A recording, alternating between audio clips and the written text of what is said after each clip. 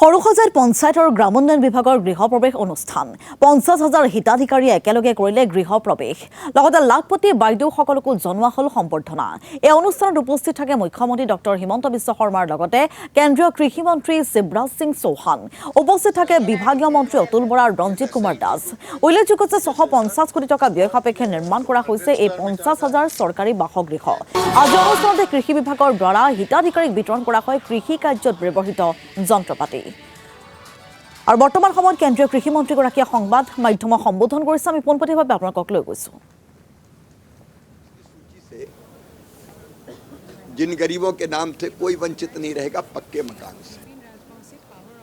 लेकिन अभी भी रुके नहीं हैं आसाम के मुख्यमंत्री, यहाँ की सरकार। उन्होंने फिर ये कहा कि कई लोगों का नाम तो आवास प्लस की सूची में नहीं था, उनके मकानों का क्या होगा।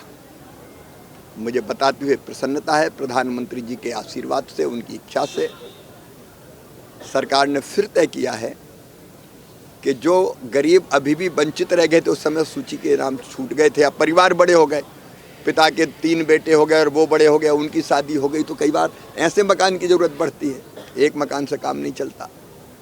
तो हमने नया सर्वे प्रारंभ करने का फैसला किया है। 31 मार्च तक ये सर्वे होगा और उस सर्वे में एक व्यवस्था पहली बार और रखी है कि सेल्फ सर्वे भी आवासहीन भाई बहन कर पाएगा। सेल्फ सर्वे का मतलब है अपने मोबाइल से सर्वे, क्योंकि जब सर्वे होता है तो कई के नाम छूट जाते हैं और अगर नीचे अमला कुछ गड़बड़ करे तो फिर जानबूझ के भी छूट जाते हैं। ऐसी घटनाएं भी प्रकाश में आई। हेमंता जी इसके लिए बहुत अवेयर थे कि छूटना नहीं चाहिए कोई नाम। तो सेल्फ सर्वे में आधार नंबर जो है उसके आधार पर ही वो अपना फीड करके ऑथेंटिकेशन फ़ोटो का करेगा, फ़ोटो खींच के अपलोड करेगा, तो एक आवास प्लस ऐप खुलेगा और उसमें कुछ कॉलम है, उनको भरना होगा तो वो स्वयं भर सकता है। 2-3 चीज़ें जो आपने कही थी वो हमने छूट दी है। एक, 10,000 के बजाय आमदनी 15,000 तक भी होगी तो हम मकान देंगे। पहले 2 व्हीलर जिनके पास होते थे वो मकान के लिए अपात्र हो जाते थे, अब 2 व्हीलर आज की ज़रूरत बन गई है, वो कोई अमीरी का प्रतीक नहीं है। तो 2 व्हीलर भी है तो भी मकान देंगे। और छोटे किसान 2.5 एकड़ जिनके पास इरिगेटेड लैंड है और 5 एकड़ अनइरिगेटेड लैंड है, उनको भी मकान देंगे। सेल्फ सर्वे भी होगा, लेकिन सेल्फ सर्वे के बाद भी फिर वेरिफिकेशन तो करना पड़ेगा, तो वेरिफिकेशन विभाग भी करेगा और सेल्फ हेल्प ग्रुप की दीदियाँ भी उस वेरिफिकेशन के काम में लगेगी ताकि कहीं कोई गड़बड़ ना हो, गड़बड़ को हम लोग निर्मूल कर पाएँ। कृषि के क्षेत्र में भी असीम संभावनाएं हैं। हमारे ग्रामीण विकास मंत्री जी के साथ और कृषि मंत्री जी के साथ कल रात को बैठ के हमने विस्तृत समीक्षा की थी। आज भी किसानों को कई योजनाओं का लाभ यहाँ पे दिया गया है। कृषि की, वेजिटेबल का, फ्रूट्स का और मेडिसिन का भी हब बन सकता है आसाम, नॉर्थ ईस्ट।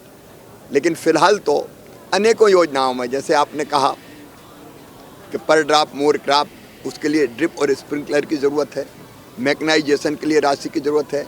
बागवानी के विकास के लिए राशि की ज़रूरत है। तो 365 करोड़ रुपए की राशि पहले जारी की थी, अब 365 करोड़ रुपए की राशि और इसी वित्तीय वर्ष में, जनवरी मतलब 31 मार्च के पहले, उसको हम तत्काल जारी करेंगे और ताकि यहाँ पैसे की इन योजनाओं को लागू करने में कहीं कमी ना रहे।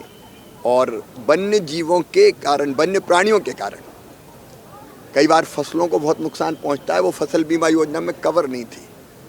तो अब वन्य प्राणियों से जो नुकसान होता है उसको भी फसल बीमा योजना में अगर नुकसान होता है तो कवर करने की पहल की जाएगी, क्योंकि ये पूरा आसाम, नॉर्थ ईस्ट तो पूरा जंगल में ही है, तो जंगली जानवरों से, प्राणियों से काफ़ी नुकसान होता है, तो उसको भी कवर करेंगे। आज आसाम में आके मैं बहुत प्रसन्न हूँ। योजनाओं का ठीक ढंग से यहाँ क्रियान्वयन हो रहा है। मकान बनाना हो, सड़कें बनाना हो, खेती के क्षेत्र में काम हो, सब अद्भुत तरीके से हो रहा है।